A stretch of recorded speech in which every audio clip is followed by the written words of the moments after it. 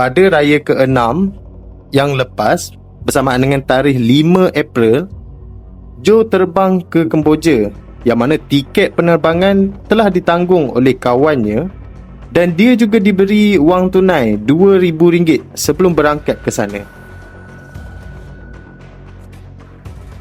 Namun, sebaik tiba di sana, segala janji manis bertukar menjadi mimpi ngeri.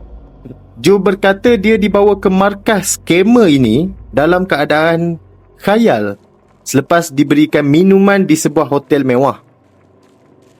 Di markas itu lengkap dengan asrama dan peralatan teknologi, yang mana beliau dipaksa bekerja 14 jam sehari untuk menyamar sebagai seorang anggota polis ataupun pegawai SKMM untuk menipu orang.